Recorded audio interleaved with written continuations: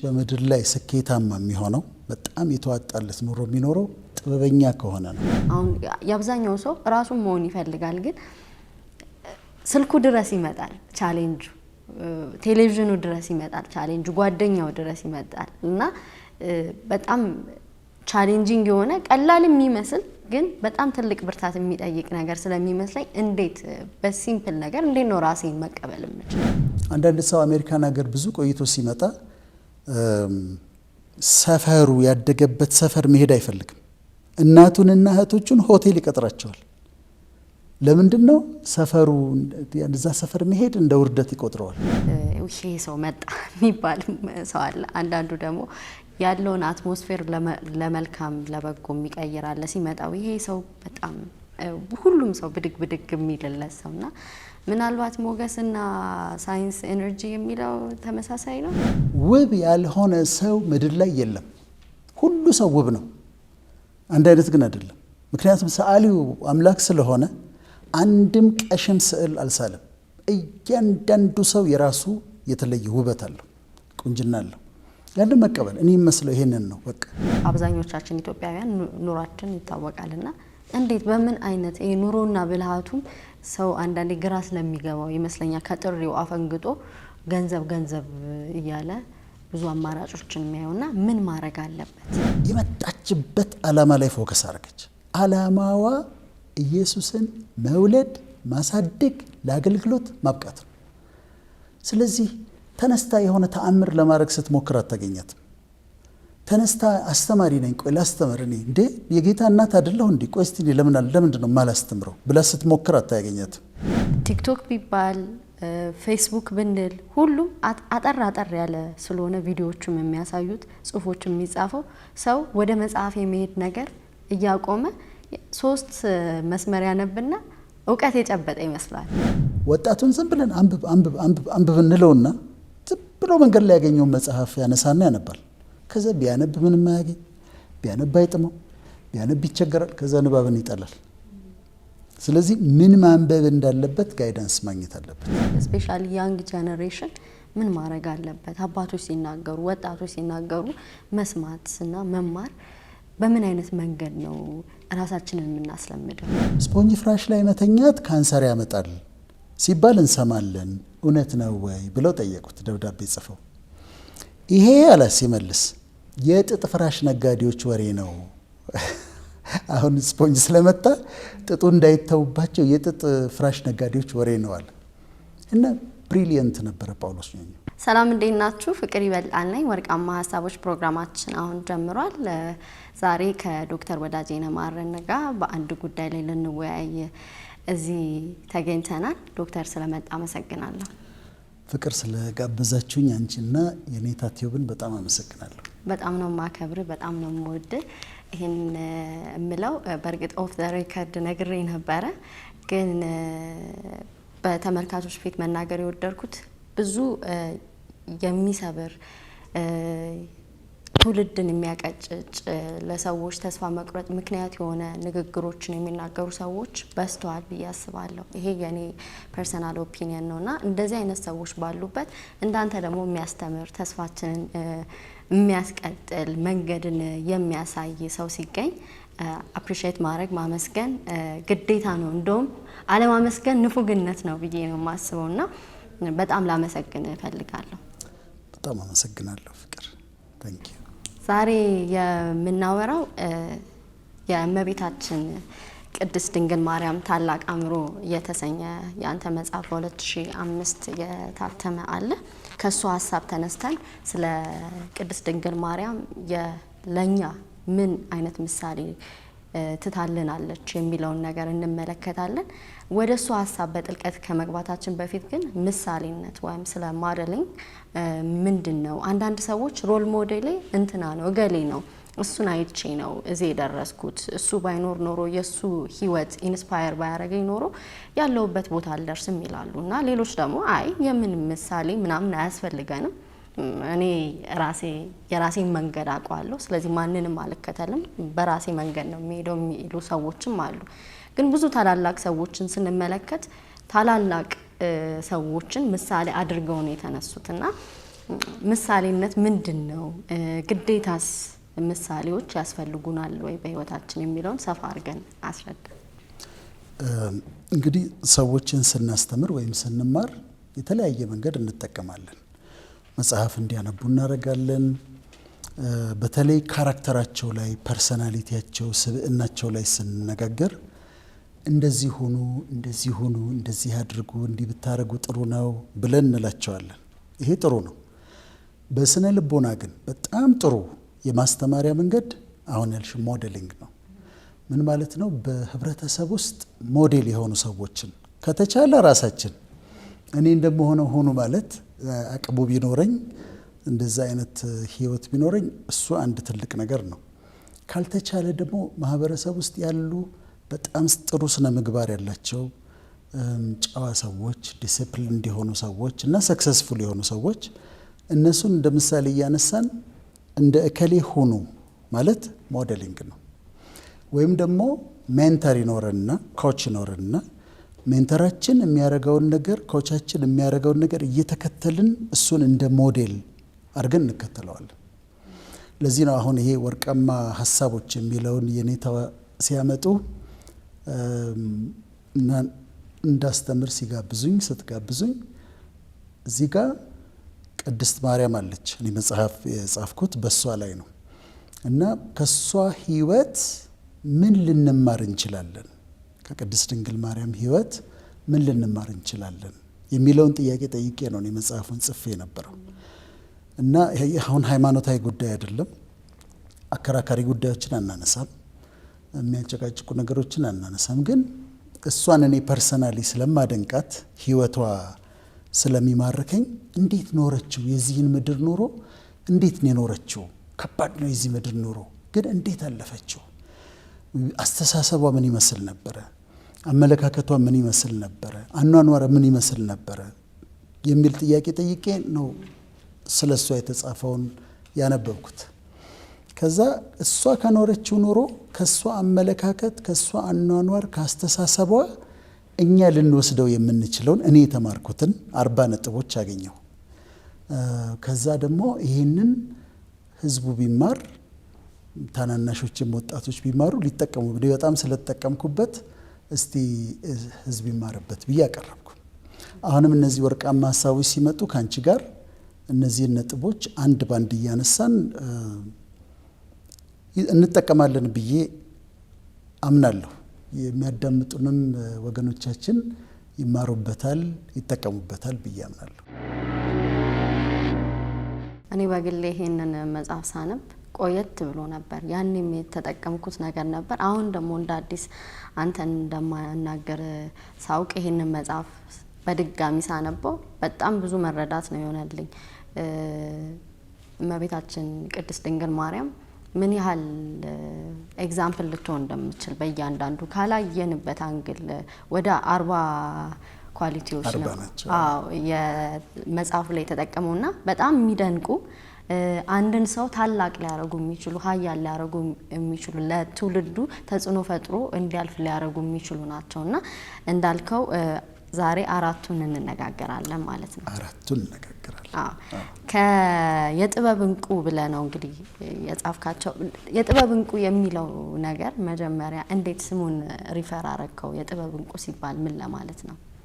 እንቁ እንግዲህ የቀይ እንቁ የሚላል መጽሐፍ ቅዱስ ላይ ለምሳሌ ጥበብ ከቀይ እንቁ ትበልጣለች ይላል። ከምንም ነገር እንደምትበልጥ ጥበብን ይናገራልና ጥበብን ከማግኘት ከቀይ እንቁ ጋር ያወዳድረትና ከቀይ እንቁ ትበልጣለች ይላል። እንቁ ማለት ሩቢስ የሚባለው በጣም ውድ ነው እሱ ራሱ። ስለዚህ ሰው ልጅ በምድር ላይ ስኬታማ የሚሆነው በጣም የተዋጣለት ኑሮ የሚኖረው ጥበበኛ ከሆነ ነው። እውቀት ኖሮት ብዙ እውቀት ኖሮት ግን ጥበብ ከሌለው ችግር ውስጥ ሊገባ ይችላል። በሕክምና ትልቅ ቦታ የደረሰ ፒኤችዲ ምናምን ያለው ሰው ጥበብ ከሌለው ግን ሌላ ችግር ውስጥ ሊገባ ይችላል። በጤናው እንኳን የተለያየ ችግር ውስጥ ሊገባ ይችላል። ጥበብ ነው ስኬት የሚሰጠን፣ ጥበብ ነው ትልቅ ቦታ የሚያደርሰን። ይሄ ደግሞ ከእመቤታችን ከቅድስት ማርያም የተማርናቸው ጥበቦች ስለሆኑ የእሷን ሕይወት እያየን እያጠናን ስለሆነ ለራሳችን የወሰድናቸው ውድ ናቸው፣ እንቁዎች ናቸው በማለት ነው እንቁ ያልኩት። እና ራሴ የምጠቀምባቸው ነገሮች ናቸው። በነገራችን ላይ እነዚህ ይህንን እኔ ከተማርኳቸው በኋላ ራሴ ለህይወቴ የምጠቀምባቸው ናቸው። የመጀመሪያው የጥበብ እንቁ ራስን በልዩነት መቀበል ይላል መጽሐፉ ላይ።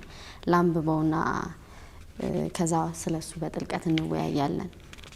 ራስን በልዩነት መቀበል። መልአኩ ቅዱስ ገብርኤል ለቅድስት ማርያም ከመጣላት መልእክት መሃል አንቺ ከሴቶች መካከል የተባረክሽ ነሽ የሚል ይገኝበታል። ይህንን ከልቧ ያዳመጠችው ማርያም ወደ ኤልሳቤጥ ዘንድ በሄደች ጊዜ ደግሞ ኤልሳቤጥም ከመልአኩ ገብርኤል ጋር የተመካከረች ይመስል ይህንኑ ደግማላታለች፣ አንቺ ከሴቶች መካከል የተባረክሽ ነሽ ብላ። መንፈስ ቅዱስ በሁለቱም መልእክተኛነት የነገራት የተባረከች መሆኗን ብቻ ሳይሆን ልዩ መሆኗንም ነው ለማርያም። እርሷም ይህንን ልዩ የመሆን ጸጋን በደስታ ተቀብለዋለች። ሌላ ማንንም ለመሆን አልጣረችም። ማርያም ማርያምነቷን ተቀብላ ማርያም ሆና ቀረች ይላል። ማርያም ማርያምነቷን ተቀብላ ማርያም ሆና ኖረች። ሌላ ሰው ማንንም ለመሆን አልሞከረችም። ሶሎሜን ለመሆን አልሞከረችም። ሶስናን ለመሆን አልሞከረችም። ዮሐናን ለመሆን አልሞከረችም። ኤልሳቤጥን ለመሆን አልሞከረችም። ራሷ ማርያም ማርያምን ሆና ነው የኖረችው። አንዱ ይሄ ነው የምናየው። የመጀመሪያው ልዩ የሚለውን እንመልከት። ልዩ የሚለው አሁን የእሷ ልዩ መሆን ይለያል። የእሷ ልዩ መሆንና የእኛ ልዩ መሆን የተለየ ነው። የእሷ ልዩ መሆን መንፈስ ቅዱስ በላይዋ ላይ በእሷ ላይ ጸሎ ክርስቶስን አምላክን በማህፀኗ ተሸክማ ጸንሳ ኢየሱስ ክርስቶስን ወልዳ አቅፋ ነው ያሳደገችው። ይሄ እንደው ቆም ብለሽ ካሰብሽ እኮ የሚያስደነግጥ ጉዳይ ነው። ማለት አምላክን በማህፀን ተሸክሞ ጌታን የሚያክል ኢየሱስ ክርስቶስን ወልዶ ማቀፍ ማሳደግ በጣም በጣም ከባድ ነው። ስለዚህ እሷን በጣም የተለየ ልዩ ያደርጋታል። የእሷ ልዩነት እና የእኛ ልዩነት በጣም ይለያያል። ግን እያንዳንዳችን ደግሞ ልዩ ነን። አሁን ፍቅር አንቺን ጸጉርሽን አንዱን በወስድና አንዷን ስትራንድ በወስዳት ከሌሎች ብዙ ጸጉሮች ጋር ቢቀላቀል ከዛ ዲኤንኤው ቴስት ቢደረግ ያንቺ ጸጉር እንደሆነች ያውቃሉ። ያቺ ጸጉር ለምን ልዩ ነሽ፣ በጣም የተለየሽ ነሽ።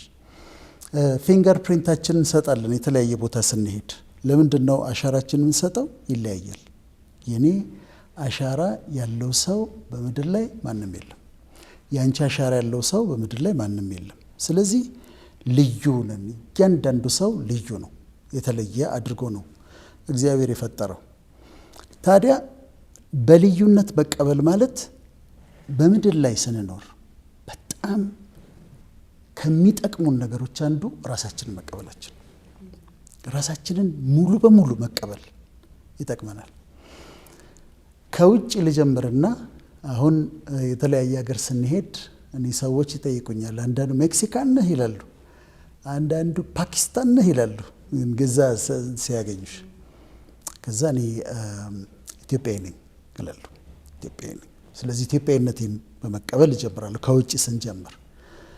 ከዛ የተገኘንበትን ቤተሰብ እንቀበላለን። የተገኘንበት ቤተሰብ አለ። ድሃ ሊሆን ይችላል፣ ሀብታም ሊሆን ይችላል፣ የተለያየ አስተዳደግ አድገን ሊሆን ይችላል። ግን ቤተሰባችንን እንቀበላለን። የተገኘንበትን ቤተሰብ ራሳችንን ስንቀበል አንድ ምሳሌ ልንገርሽ። ዶክተር ጌታቸው ቦሎዲያ ሲባል ሰምተሽ ታውቂያለሽ? ዶክተር ጌታቸው ቦሎዲያ ልጅ ስለሆንሽ ነው እንጂ አንቺም ፐብሊክ ሄልዝ ነው የተማርሽው። ዶክተር ጌታቸው ቦሎዲያ ሕክምና ፋክልቲ ውስጥ ባዮኬሚስትሪ ያስተምረን ነበረ። በህይወት የለም። እንደውም ሲያልፍ ታሪኩን የኛ ግራጁዌሽን ቡክ ላይ ጻፍኩት እኔ ነኝ። እና ኢስት አፍሪካ ውስጥ አለ የሚባል በፊልዱ በባዮኬሚስትሪ በጣም የታወቀ ሰው ነበር። ሁለት ነበሩ። አንድ እሱ ነው፣ ሌላ ግብፃዊ ነበረ። በጣም ታዋቂ በጣም የተከበረ ባዮኬሚስት ነበር። እኛ በጣም እንወደዋለን። ኮሚክ ነው፣ ይቀልድብናል፣ ሁሌ ዘናጭ ነው። እንዲህ በተርፍላይ ነች የሚያረጋት። በተርፍላይ አድርጎ በትር ይዛል። በትሩ እንዲያሽከረከረ ነው የመጣው። መነጽር አለችው፣ እንደዚህ ብሎ ነው የሚያይሽ። እና ዊ ላቭድ ሂም፣ በጣም እንወደው ነበር። አንድ ጊዜ እንደውም የደርግ መንግስት ምን አወጣ ትእዛዝ፣ ሁሉ ሰው ካኪ እንዲለብስ ባለስልጣን፣ አስተማሪ፣ ፕሮፌሰር ምናምን ካኪ እንዲለብስ ተባለ።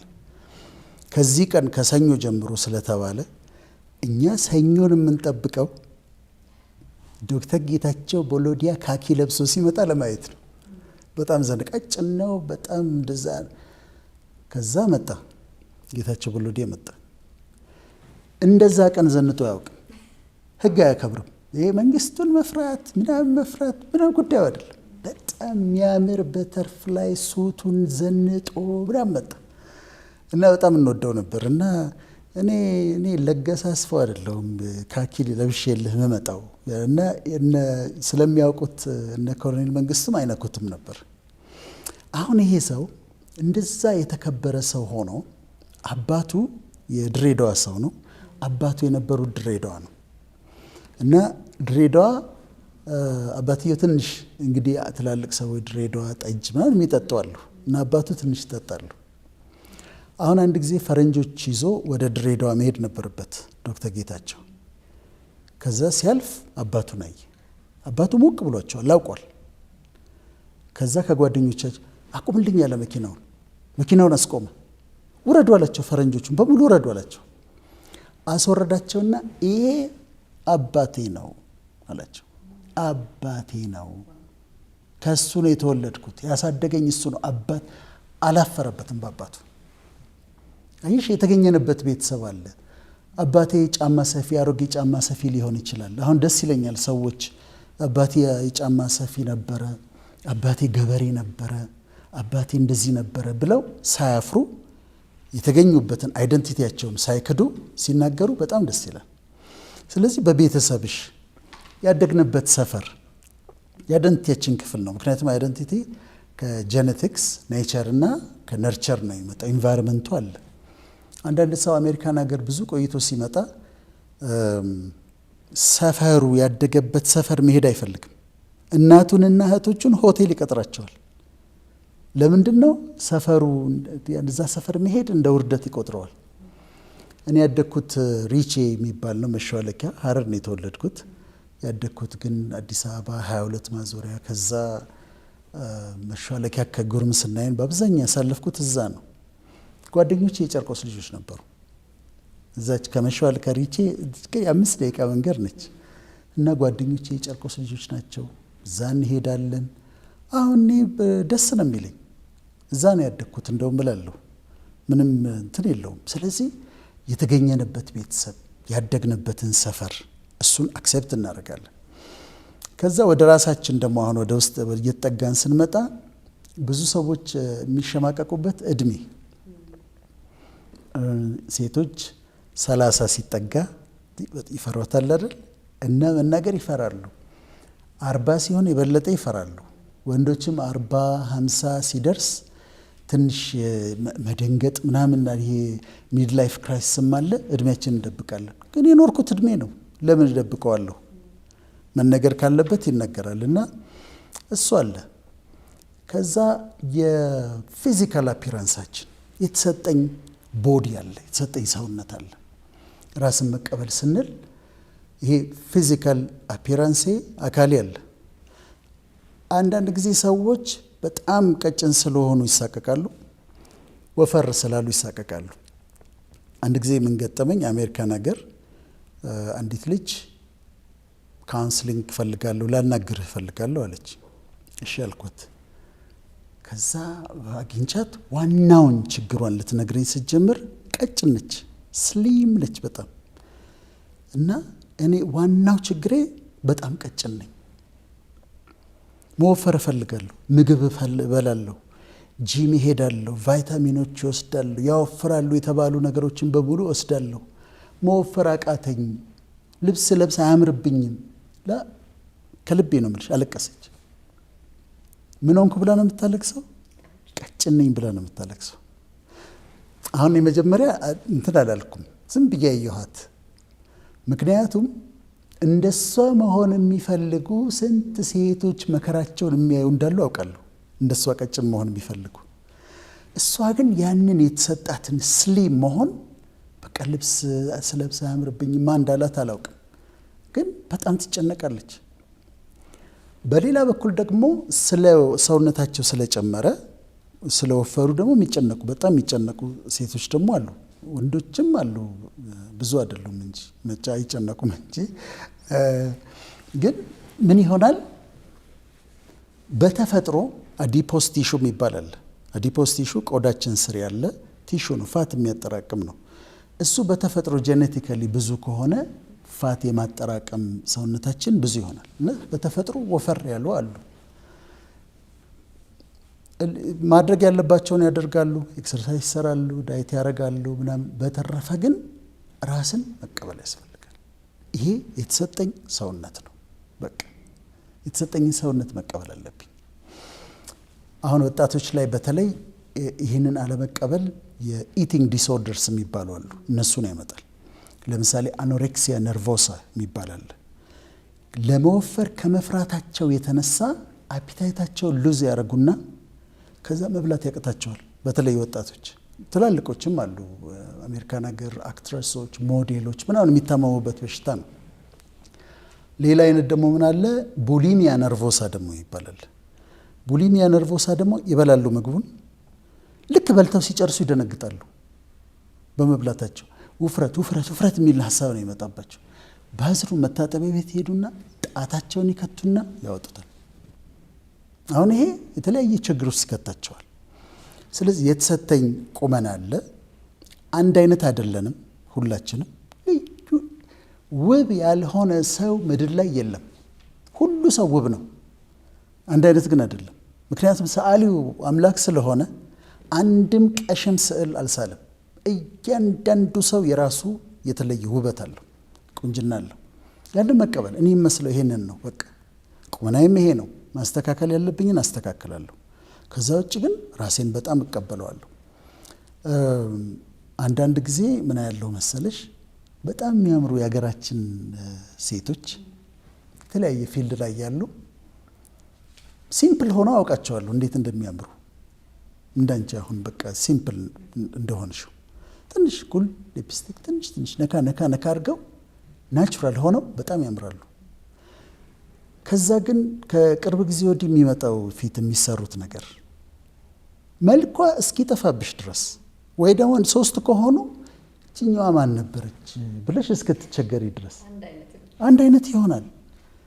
ምን አመጣው ይሄንን? ያኛው እኮ የበለጠ ያምራል። ናቹራል ከሆነ ድሮ ሳውቃት እኮ በጣም ታምራለች። ይሄ ራስን ካለመቀበል የሚመጣ ነው አንዳንዶቹ። እና በራስሽ ውበት ኮንፊደንስ እንዲኖር ያስፈልጋል። ራስን መቀበል፣ ቤተሰቤን፣ የተገኘሁበትን ሀገር፣ ቁመናዬን፣ መልኬን፣ የትምህርት ደረጃዬን። አንዳንድ ሰዎች ሳይወዱ በግድ ትምህርት ያቋረጡ ይኖራሉ።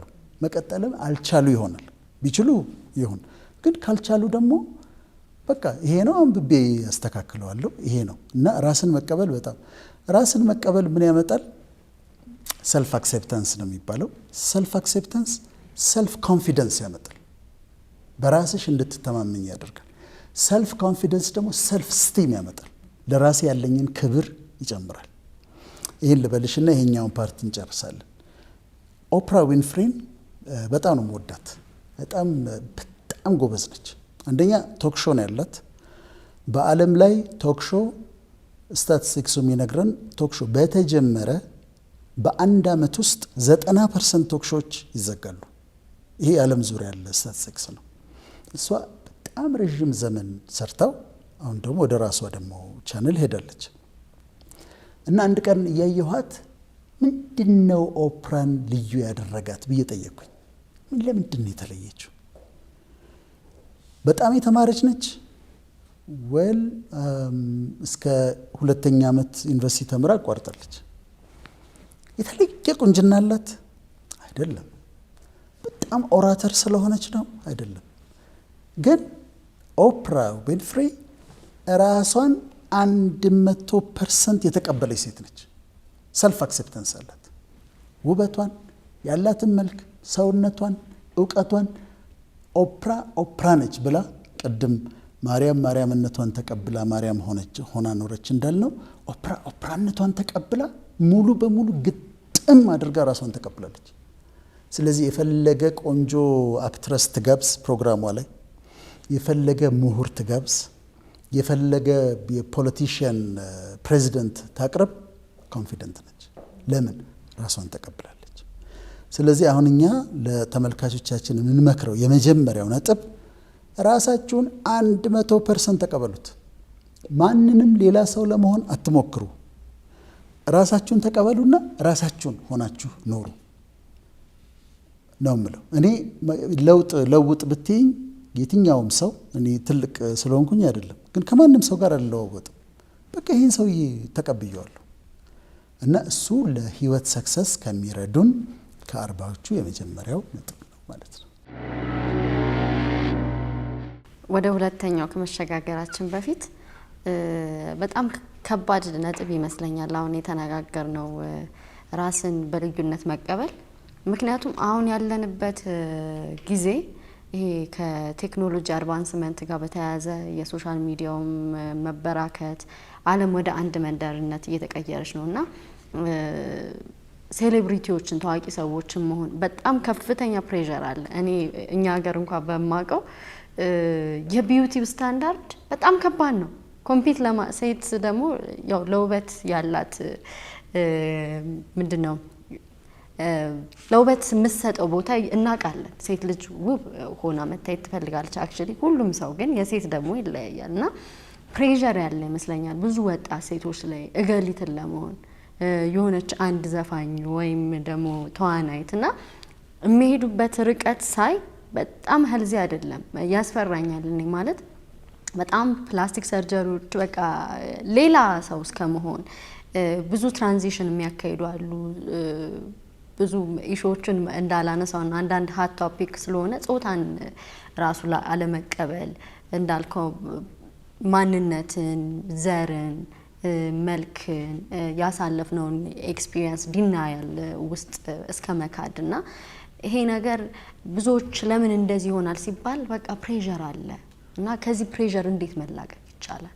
አሁን የአብዛኛው ሰው ራሱን መሆን ይፈልጋል፣ ግን ስልኩ ድረስ ይመጣል ቻሌንጁ፣ ቴሌቪዥኑ ድረስ ይመጣል ቻሌንጁ፣ ጓደኛው ድረስ ይመጣል እና በጣም ቻሌንጂንግ የሆነ ቀላል የሚመስል ግን በጣም ትልቅ ብርታት የሚጠይቅ ነገር ስለሚመስለኝ እንዴት በሲምፕል ነገር እንዴት ነው ራሴን መቀበል የምችለው? ይሄ ዓለም አቀፍ ችግር ነው። በጣም ዓለም አቀፍ ችግር ነው። በአሜሪካም፣ ካናዳም፣ አውሮፓም፣ ኤዥያም አሁን በተለይ ወጣቶች የሚያልፉበት ችግር ነው።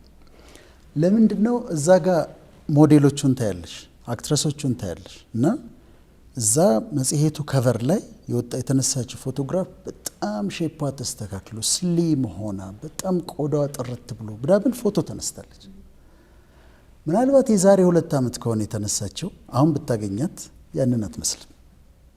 በዛ ሰዓት ያንን ሰውነት ያመጣችው ብዙ ዳይት አርጋ ብዙ ጂም ሰርታ መከራዋን አይታ ራሷን ቀታ ነው እዛ ጋር የመጣችው። 48 ኪሎ ግራም 47 ኪሎ ግራም ሆና ፎቶ ተነስታለች፣ ተከፍሏታል።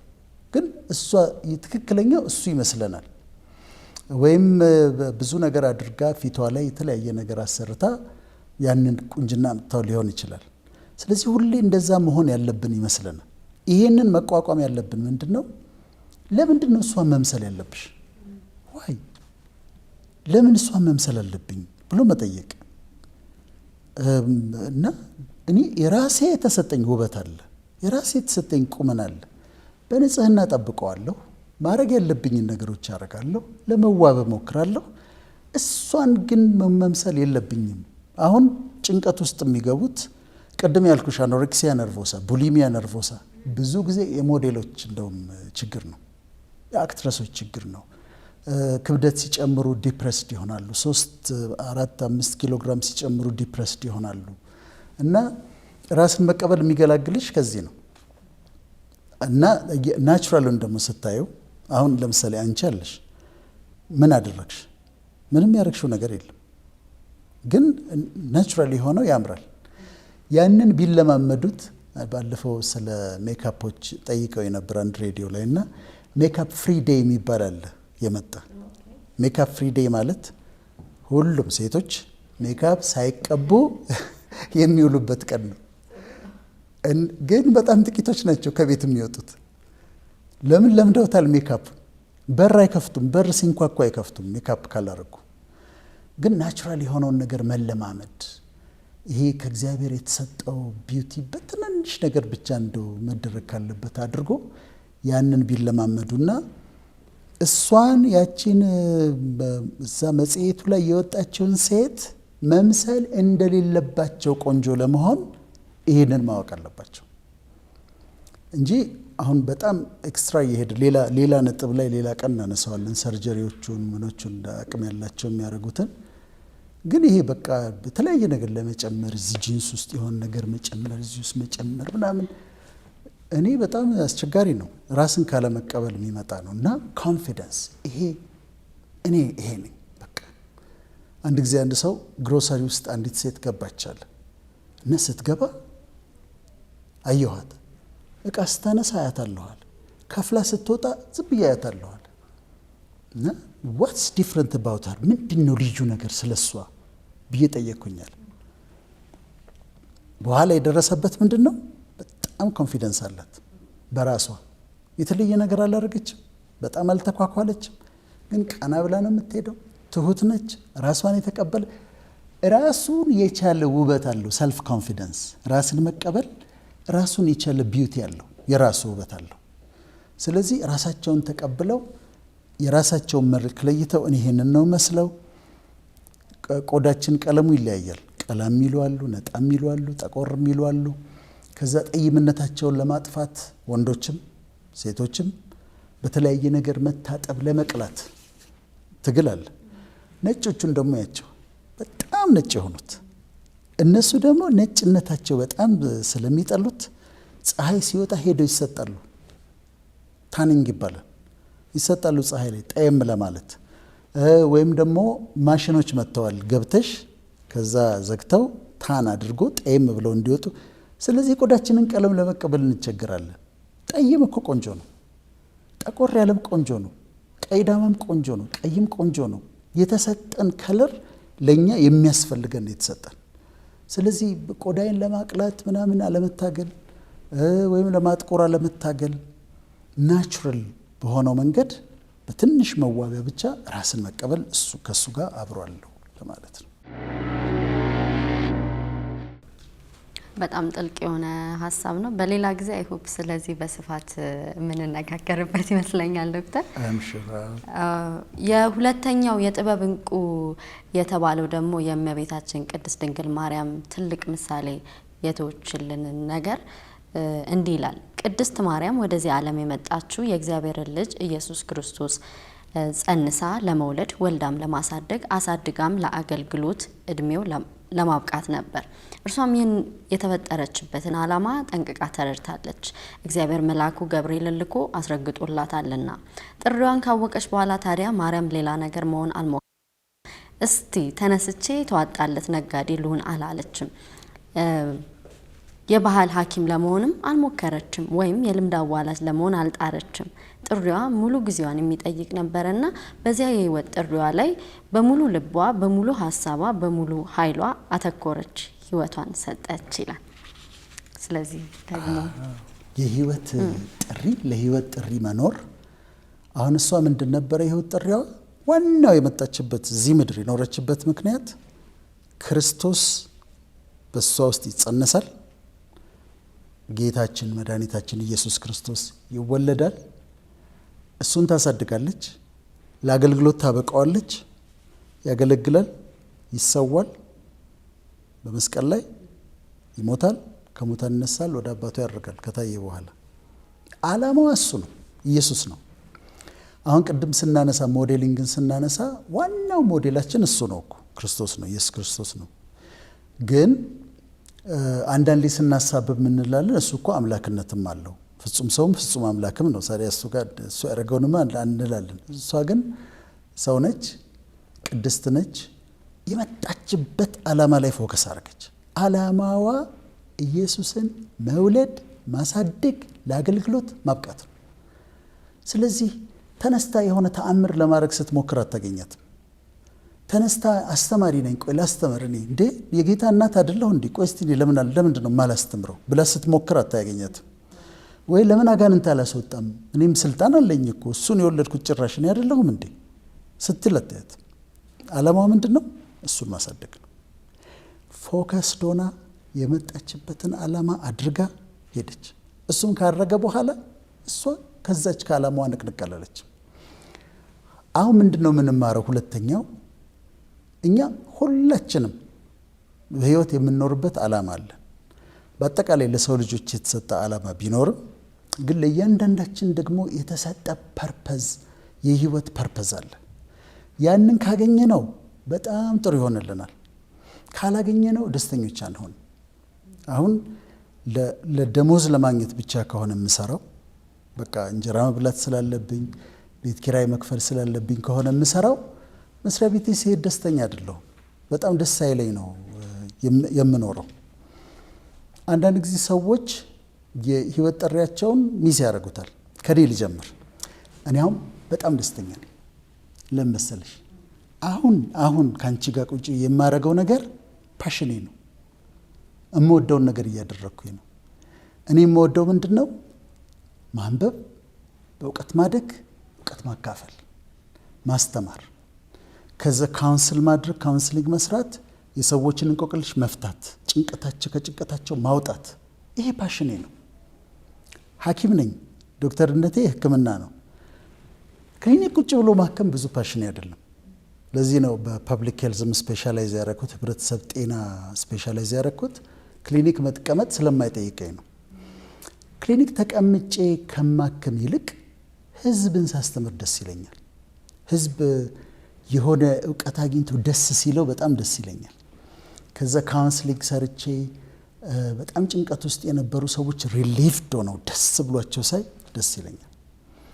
ወደ እግዚአብሔር ያልቀረቡ ሰዎችን የእግዚአብሔርን መልካምነት አሳይቼ ወደሱ እንዲጠጉ ሳደርግ ደስ ይለኛል። ይሄ ፓሽኔ ነው።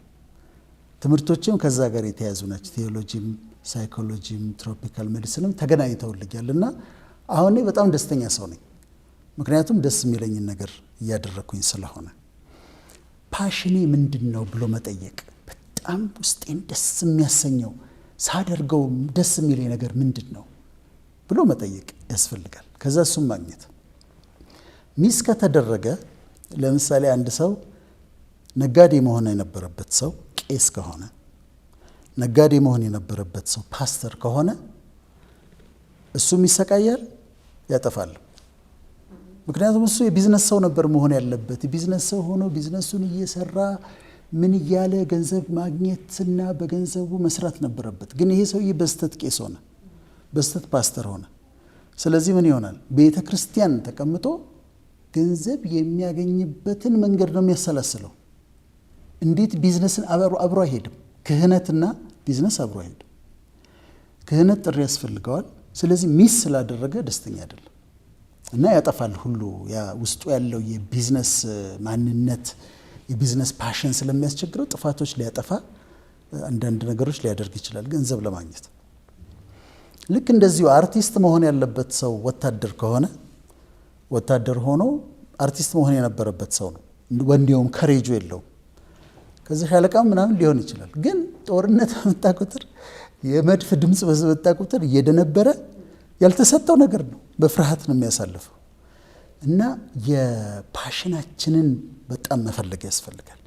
እና ለተፈጠርንበት ያንን ፓሽን ተከትሎ ለተፈጠርንበት ዓላማ መኖር ያስፈልጋል። እኔ ሐኪሞችን ማውቃቸው አሉ። ለምሳሌ የማህፀን ሐኪም፣ ይህ ጋይኒኮሎጂ ኦብስቴትሪክስ የሚባለው ልጅ ማዋለድ፣ የማህፀን ሕክምናም ልጅ ማዋለድም አለ። እና አንድ እኛም ተማሪዎች እያለን በጣም እናደንቀው ሐኪም ነበር። የጋይኒኮሎጂስት ኦብስቴትሪሽያን ነው። በቃ ደስታው ነው ማዋለድ። ልጅ ማዋለድ የመጨረሻ ደስታው ነው፣ አይደክመውም። ከዛ ኮምፕሊኬሽን ሲሆን በቫኪዩም ሲሆን በቫኪዩም ማውጣት፣ በሌላ በኢንስትሩመንት ማውጣት ካለበት ፎርሴፕስ የሚባል በሱ ማውጣት፣ ካልሆነ ሄዶ ሲዘሪያን ሴክሽን ሰርጀሪ ሰርቶ ማዋለድ፣ ከዛ ልጁ ሲያለቅስ መስማት፣ ተወልዶ ደስታው ነው። ሌሊት ይጠራል ከእንቅልፉ ተጠርቶ ሲመጣ አይነጨነጭም። ለምን? ደስታው ነው፣ ፓሽኑ ነው። ይሄ ሰውዬ አግኝቷል ራሱን እና አይነጨነጭም። ለገንዘብ ብሎ አይደለም የሚሰራው። ሰርጅኖች አሉ ማውቃቸው፣ በቃ ውስጥ ቲዩመር ካለ መርምረው ምናምን አሰቃይተው ገብተው እስኪያወጡት ድረስ ያንን ካንሰር በቃ ጊዜ የላቸውም። ሄደው ገብተው ያወጡታል መንቅለው እና ደስታቸው ነው። ባትከፊያቸውም ይሰሩታል። የህፃናት ሐኪም ሆነው ህፃናትን የሚወዱ በቃ ለቭም ህፃናቶቹን ይወዷቸዋል እና ህፃናቶቹን ማከም ደስ ተሽሏቸው ሲያዩ ደስ ይላቸዋል። ሌላው አንዳንዱ ደግሞ ለምሳሌ ቦክሰኛ መሆን የነበረበት ሰውዬ ሐኪም ሆኖ ይቀመጥና ምንድነው ያመመሽ? እሺ መቼ ጀመረሽ? እሺ ይሄንን ምርመራ ሰሪ ይላታል። ይህ ሰውዬ ሐኪም ለመሆን አልተፈጠረም። ከዛ ላቦራቶሪ ይሄን አሰሪ ላቦራቶሪ ይመጣላት ይሄን 7 ቀን ውሰጂ ይላታል። እንትንስ ዶክተር በቃ ነገርኩሽ እኮ ሂጂ። ይሄ የጤና ባለሙያ አይደለም። ተሳስቶ ነው የገባው፣ በስተት ነው የገባው። ስለዚህ ፓሽናችንን መለየት አንዳንዴ ሚስ አድርገነው ከሆነ ለምሳሌ መሆን የነበረብኝ ሌላ ከሆነ ደራሲ ከሆነ መሆን ያለብኝ ያንን ሙያዬን ሳልተው ኢንጂነር ከሆንኩኝ አሁን ያንን ሳልተው ወደ ድርሰቱ መምጣት ራሴን መፈለግና ማግኘት።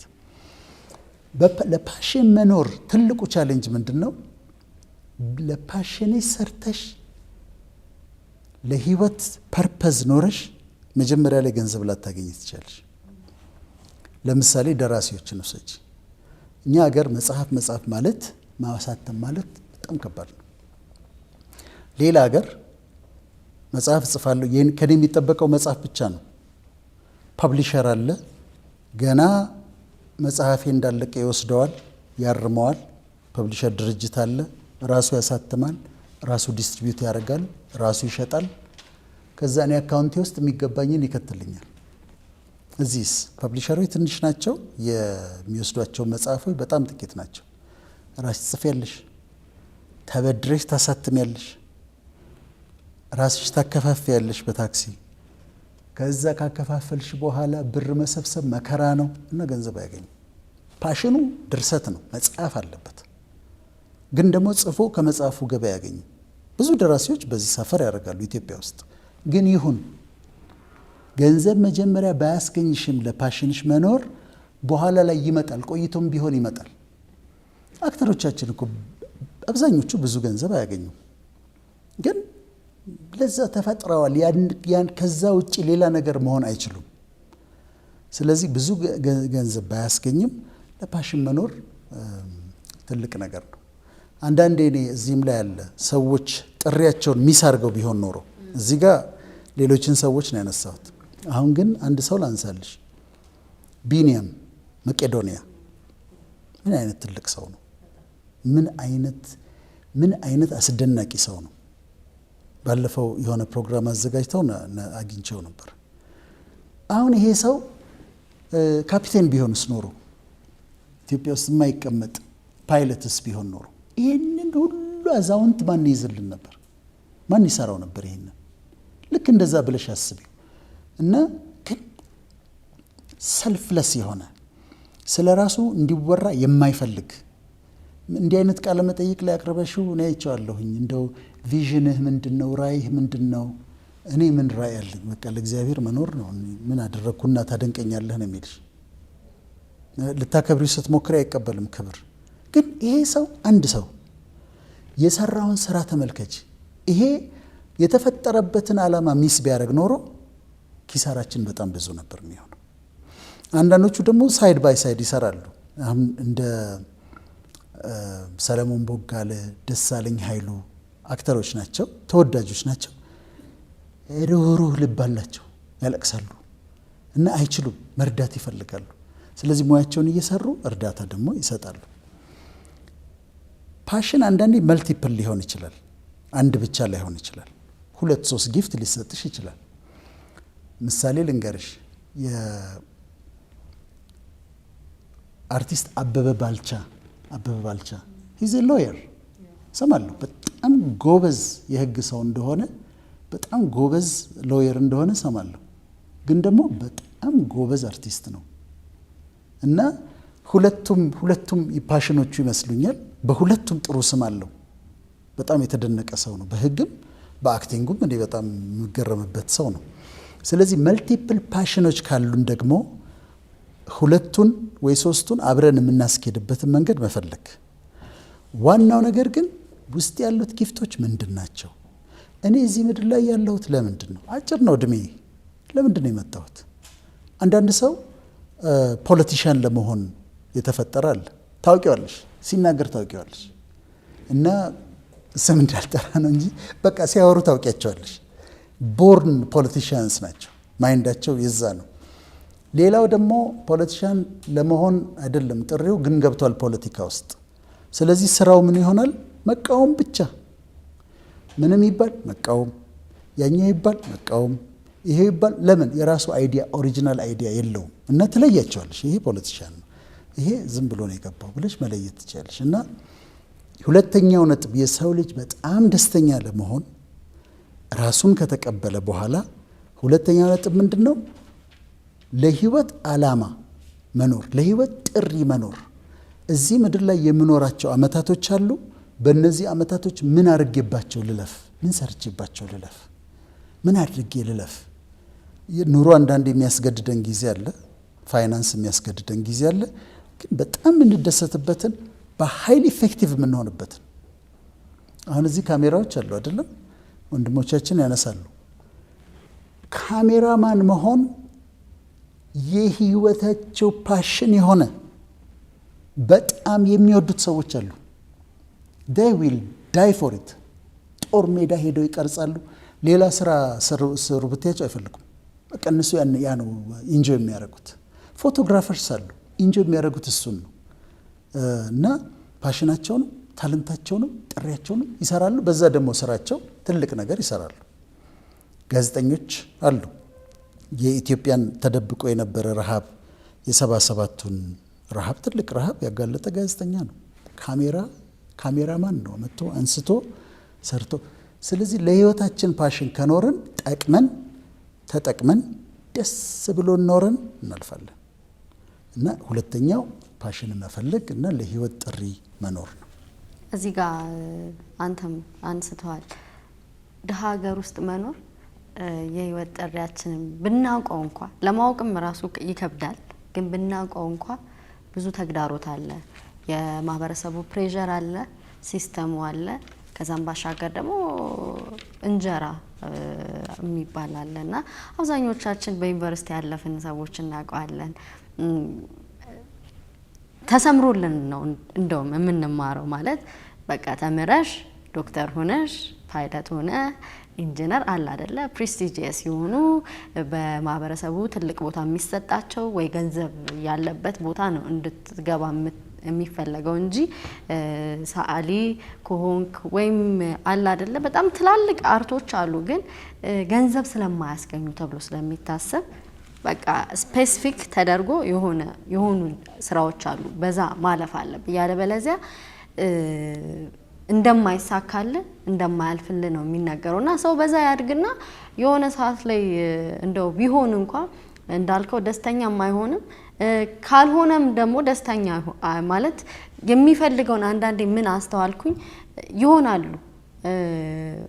ሲሆኑም ያን ያህል ሰክሰስፉል አይወጡም፣ ከድነት የማይላቀቁም። ፕሬስቲጂየስ የሚባለው ይሄ ፓይለትም ሊሆን ይችላል፣ ግን ህይወቱ እንደውም ምናልባት ያን ያህል የሚጠበቅ ያልሆነ ሰው በልጦት ሊገኝ ይችላል። ማለት በሰክሰስ በተለያየ በፋይናንሻልም በሶሻልም በኢሞሽናልም ጉዳይ እና ምን ይላሉ ሰዎች መስመር ራሱ ሲስተሙን ብሌም ያደርጋሉ።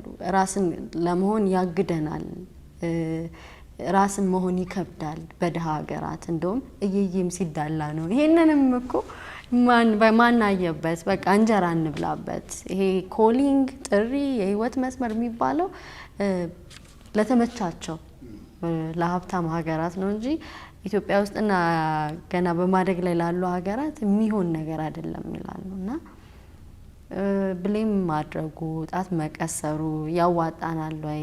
እውነትም እንደተባለው ደግሞ ድህነትም በጣም ማስቀያሚ ነገር ነው። መበላት አለበት። ካለበት ቤተሰብ አለ ከጀርባ ብዙ የሚጠብቀን አለ ስንኖር። አብዛኞቻችን ኢትዮጵያውያን ኑሯችን ይታወቃልና እንዴት በምን አይነት ይሄ ኑሮና ብልሃቱም ሰው አንዳንዴ ግራ ስለሚገባው ይመስለኛል ከጥሪው አፈንግጦ ገንዘብ እያለ ብዙ አማራጮችን የሚያዩና ምን ማድረግ አለበት? በጣም ከባድ ጥያቄ ጠየቅሽ። በጣም ከባድ ለመሰለሽ ያደጉት የበለጸጉት ሀገሮችና እኛ ልዩነታችን ይሄ ነው። አሁን አንድ ጥናት እያየሁ ነበርና 64% አሜሪካውያን ስራ ከጀመሩ በኋላ ፓሽናቸው ወደ ሆነው ነገር ይቀይራሉ ይላል። ለምን? ይችላሉ። ባለጸጋ ሀገር ስለተፈጠሩ ወደ ፓሽናቸው ለመሄድ ይችላሉ። እኛ ሀገር ፕሬሸሩ አለ። አሁን እኔን ራሴን ወይም አንቺን ምሳሌ ብንውሰድ እኔ ምን ይጠበቅብኛል? አንተ ሜዲካል ዶክተር ነህ፣ 3 ማስተርስ ዲግሪ አለ። ለምንድን ነው ኢንተርናሽናል ኤንጂኦዎች የማትሰራው? ለምን ዩኤን አትሰራም? ለምን አፍሪካ ዩኒየን አትሰራም? በዶላር ነው የሚከፍሉ። አስተያየት ሊሰጠኝ የሚፈልግ የሚቀርበኝ ሰው ይሄንን ነው የሚለው። እኔ ደግሞ ጠዋት 2 ሰዓት ገብቼ ማታ 11 ሰዓት ላይ መውጣት አልችልም። ደግሞ እዛ ጋር የሆነ ቦታ ሰርቼ አውቃለሁ። ጆን ሆፕኪንስ የሚባል ዩኒቨርሲቲ እዚህ ፊልድ ብራንች ነበራቸው እና እዛ መስራት ጀመር። ኮኦርዲኔተር አድርገው ነው እንደሚቀጠሩ። ደሞዙ ጥሩ ነው። ተሽከርካሪ ወንበር ላይ ትቀመጫለሽ ምናምን፣ ብዙ አትሰሪም። ብዙ ቲ ብሬኮች አሉ። አሜሪካ ደርሶ መምጣት አለ ምናምን፣ ደስ ይላል። ግን ስራ የለም። እዛ ጊዜ ስንሰራ የነበረው ምንድን ነው የኤችአይቪ ኤድስ ትሪትመንት ላይ ለሚሰሩ ሐኪሞችና ነርሶች የማማከሪያ ማዕከል ነው የከፈተው ጆን ሆፕኪንስ። እኔ ደግሞ እዛ ኮኦርዲኔት አደርጋለሁ። ነርሶች አሉ፣ ሐኪሞች አሉ፣ ሳይኪያትሪስት አለ ምናምን እንደዛ አለ። ከዛ አንድ ቀን ምን አልኳቸው፣ እስቲ እንሂድ ገጠር እስቲ እንሂድ አልኳቸው። ከዛ ገጠር ሄድን። ሄልት ሴንተሮች እየገባን እንዲህ አይነት አገልግሎት ጀምረን ነበረ እና እያከማችሁ እያላችሁ ኤችአይቪ እያከማችሁ እያላችሁ የሃርት የኤችአይቪ ትሪትመንት ችግር ሲገጥማችሁ ስልክ ቁጥር አለ። ስልክ እኛ ጋር ትደውሉና ፋርማሲስት አለን፣ ላቦራቶሪ ቴክኒሻን፣ ሐኪም አለን፣ ሳይኪያትሪስት አለ ምናምን መልስ እንሰጣቸዋለን አልናቸው። ሁሉ ምን እንዳለው ነገር እኛ ሕክምናው የጠፋን ምን ያው የተወሰነ መድኃኒት ነው ያለው፣ እሱን ነው የምንሰጠው። ይልቅ የምናከማቸው ህመምተኞች መድኃኒቱ እየገደላቸው ነው፣ ምግብ ካለመብላት የተነሳ። የምትረዱን ከሆነ ለነዚህ ለመድኃኒት ለሚወስዱት ምግብ ስጧቸው። መድኃኒቱን መውሰድ አለባቸው። መድኃኒቱን ለመውሰድ ምግብ መብላት አለባቸው ብለዋል። እኔ ዜሮ ሆነብኝ ስራው። ችግሩ ሌላ፣ እዚህ ጋር የተከፈተው ሌላ። በጀቱ ስለመጣ ብቻ በጀቱ የሚመራቸው ሲስተሞች አሉ። ከተመለስን ከ2 ወር በኋላ እኔ ሪዛይን አደረኩኝ። አሁንም የሆነ ቢሮ ተቀምጬ ዝም ብዬ የሆነ ፊርማ እየፈረምኩ ምናምን እየቀለድኩ ኢንተርኔት ላይ ቁጭ ብዬ የተጫወትኩ በዶላር ሊከፈለኝ ይችላል።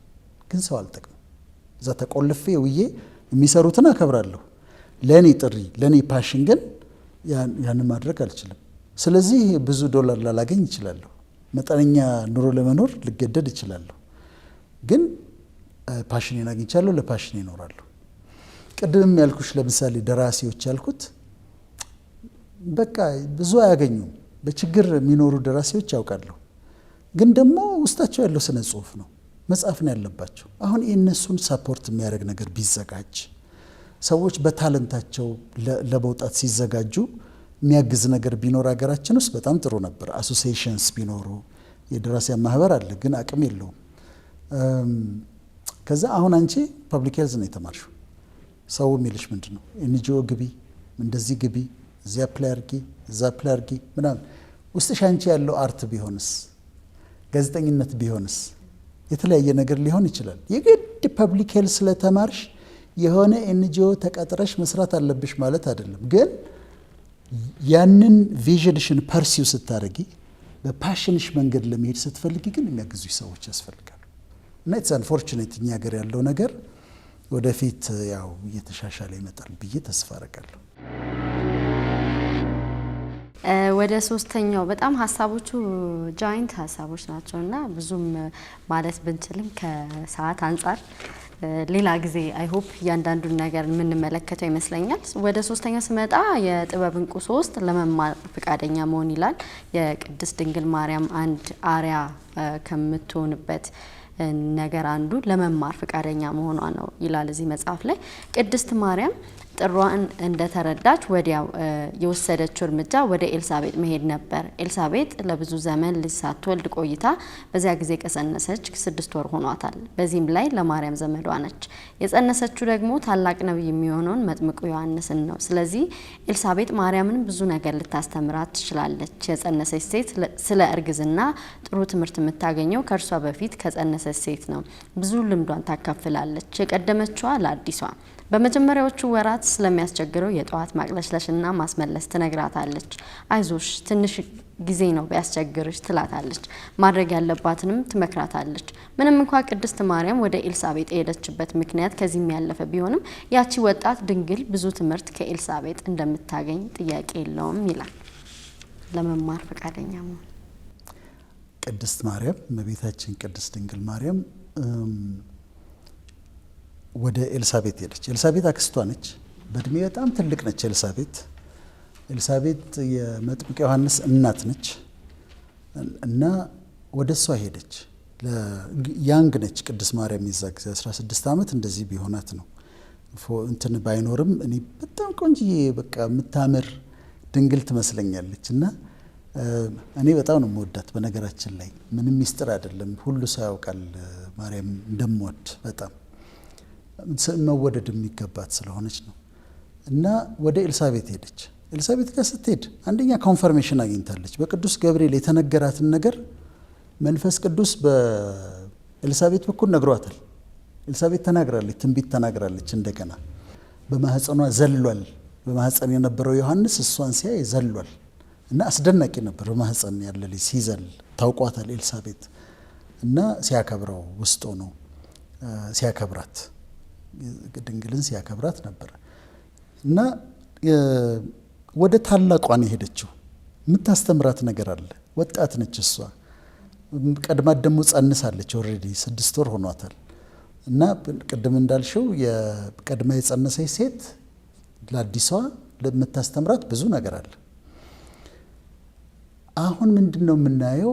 ለመማር ፈቃደኛ መሆን፣ እውቀት ለማግኘት ፈቃደኛ መሆን። እውቀትን የምናገኝባቸው መንገዶች ሲቻል ፎርማል ትምህርት ቤት ገብቶ መማር። አሁን ለወጣቶች ለሚያዩ ወጣቶች የምላቸው ትምህርትህን እንዳታቋርጥ፣ ትምህርትሽን እንዳታቋርጭ፣ ጨርሱ። ኮሌጅም ግቡ፣ ዩኒቨርሲቲም ግቡ፣ እስከምትችሉት ጥግ ድረስ ተማሩ። ይሄ መማር አለባቸው፣ ለመማር እድሉ ያላቸው። አንቺ አሁን ፐብሊክ ሄልስ ተማርሽ፣ ከዛ ካውንስሊንግ ተማርሽ አይደል? አሁን ካውንስሊንጉ ነው ፓሽንሽ፣ ጨመርሽ። ፐብሊክ ሄልሱ ይበቃ ነበር፣ ግን ካውንስሊንግ ጨምረሽበት ተማርሽ እና የተቻለውን ያህል መማር። ካልተቻለና የሆነ ቦታ እድሜያችንም ገፋ ብሎ ያቋረጥን ከሆነ ማንበብ፣ እየመረጡ መጽሐፍ ማንበብ፣ የተለያዩ መጽሐፍቶችን እየፈለጉ ማንበብ። ይሄ ዝም ብሎ ያገኙትን ማንበብ አይደለም። ሪዲንግ ራሱ መጽሐፍ ማንበብ ራሱ 3 ስቴጆች አሉት። ፕሪ ሪዲንግ የሚባል አለ፣ ሪዲንግ አለ፣ ፖስት ሪዲንግ አለ። ፕሪ ሪዲንግ ማለት መጽሐፉን ይህም መጽሐፍ ለምንድን ነው ማንበብ ያለብኝ ብዬ እጠይቃለሁ። ምን ይጠቅመኛል?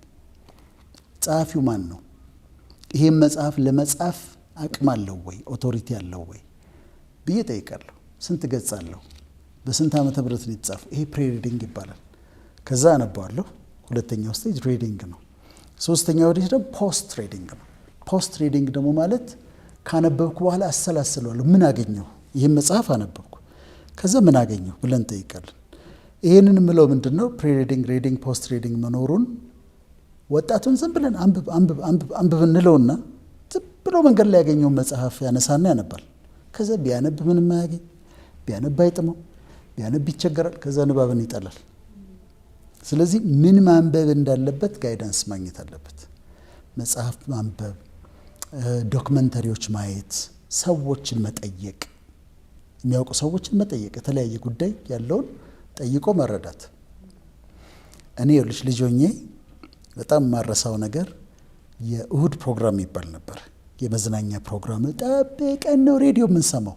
የዛ ጊዜ እንደዚህ ይሄ ሁሉ ሚዲያ የለም። አንቺ የለሽም አልተወለድሽ እና የእሁድ ፕሮግራም ይባላል። በጣም ጠብቀን ከ2 ሰዓት እስከ 4 ሰዓት ጠብቀን ነው የምንሰማው። እዛ ላይ ጳውሎስ ኞኞ የሚባል ጋዜጠኛ እና ደራሲ ተጠየቀ። ጳውሎስን ስለምንወደው ነው አንተ የምንለው። ብዙ መጽሐፍቶችን ጽፏል እና አጤ ምኒልክ፣ አጤ ዮሐንስ፣ አጤዎቹን ታሪክ ጽፏል። ሌሎችም መጽሐፍቶች ጽፏል። የሚጠየቅ ምሁር ነበረ። ችግር ሲኖር ጋዜጣ ላይ እየሰራ ጳውሎስ ኞኞ እንዲህ ነው መልሱ ምንድን ነው ብለው ይጠይቁታል። አንድ ጊዜ እንደው ማረሳው ጳውሎስ ኞኞ ስፖንጅ ፍራሽ እንደመጣ ነበር። ስፖንጅ ፍራሽ ላይ መተኛት ካንሰር ያመጣል ሲባል እንሰማለን፣ እውነት ነው ወይ ብለው ጠየቁት። ደብዳቤ ጽፈው ይሄ አለ ሲመልስ የጥጥ ፍራሽ ነጋዴዎች ወሬ ነው። አሁን ስፖንጅ ስለመጣ ጥጡ እንዳይተውባቸው የጥጥ ፍራሽ ነጋዴዎች ወሬ ነው አለ እና ብሪሊየንት ነበረ ጳውሎስ ኞኞ። ጳውሎስ ኞኞ ትምህርት ያቆመው 4ኛ ክፍል ነው። እስከ 4ኛ ክፍል ነው የተማረው። አሁን እዛ ቃለ መጠይቅ ላይ ጋዜጠኛው ይጠይቀዋል።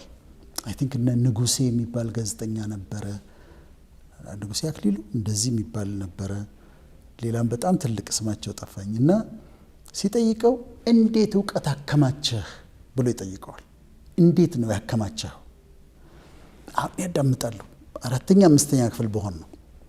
አንደኛ አለ በየቀኑ አነባለሁ አለ። ስተኛ መጽሐፍ ይዤ ነው የምተኛዋል። መጽሐፍ እንደዚህ እያነበብኩኝ ነው የምተኛዋል፣ ያለበለዚያ እንቅልፍ አይወስደኝም አለ። ከዛስ ጥያቄ ጠይቃለሁ አለ።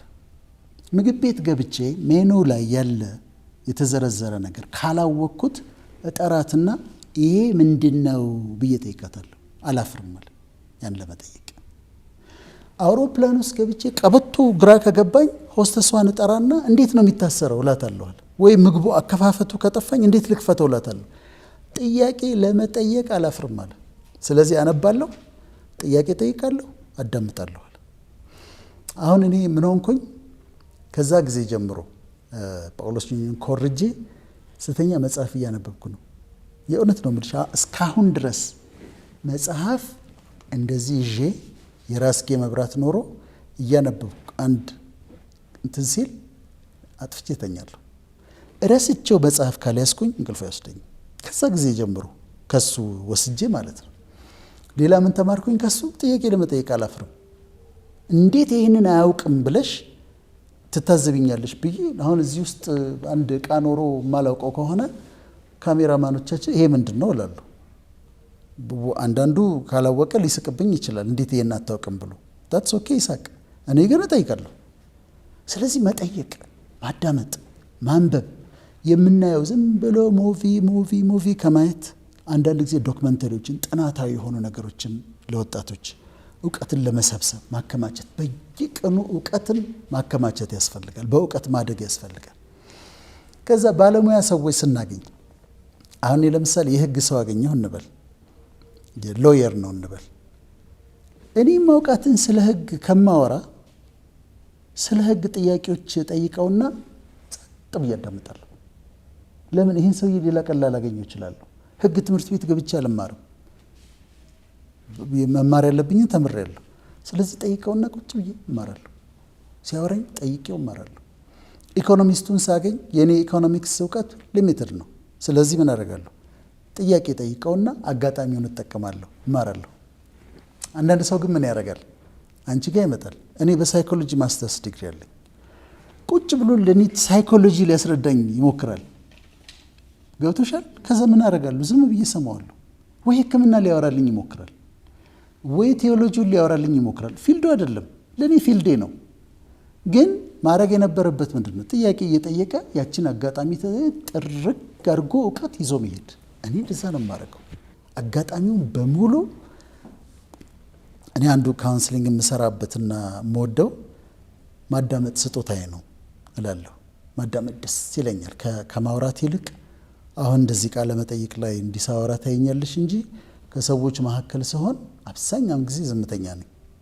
ዝም ብዬ ግን አዳምጣለሁ፣ ዝም ብዬ ግን እሰማለሁ። እያንዳንዷን ነገር ኦብዘርቭ አደርጋለሁ፣ አዳምጣለሁ። በእውቀት እናድጋለን። ስለዚህ ፈቃደኛ መሆን ያልኩት ለምንድን ነው? አንዳንዴ ለመማር ፈቃደኞች አይደለንም። ፕሮፌሰር አስራት ምን ይሉ ነበር መሰለሽ?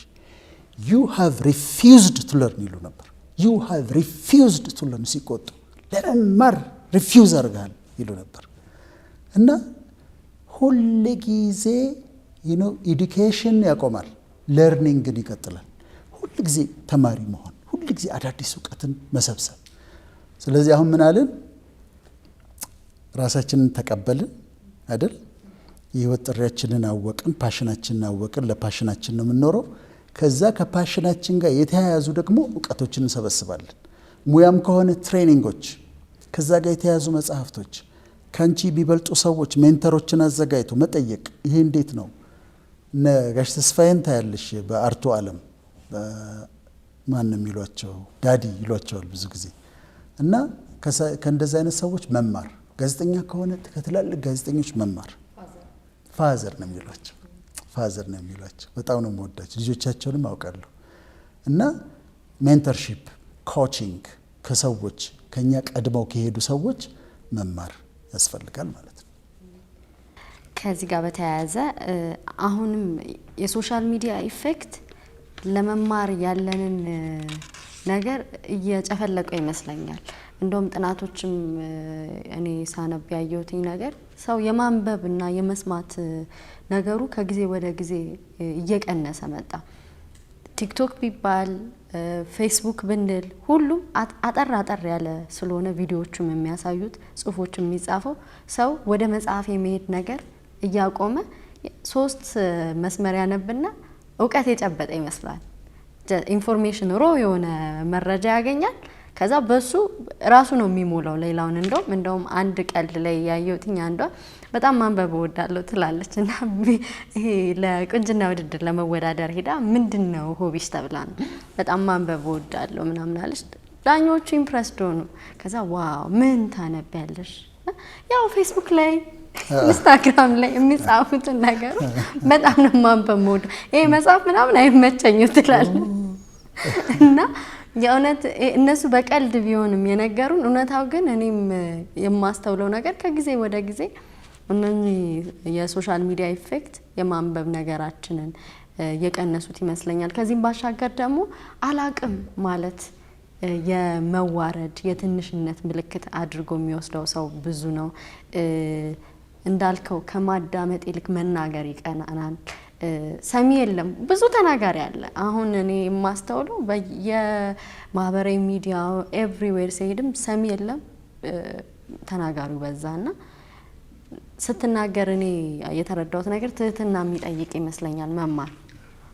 ቢካዝ ዝም ብሎ አንዳንዱ እንዴት ለኔ ታስተምረኛለህ አንተ ማን የሚላለና ምን እናድርግ? አሁን የሄድንበት ያለው ነገር እኔ ሁሌ ስለሚያስጨንቀኝ ነውና ምን ማድረግ ስፔሻሊ ያንግ ጀነሬሽን ምን ማድረግ አለበት? አባቶች ሲናገሩ ወጣቶች ሲናገሩ መስማትና መማር በምን አይነት መንገድ ነው ራሳችንን የምናስለምደው? መማር በጣም ትህትናን ይጠይቃል።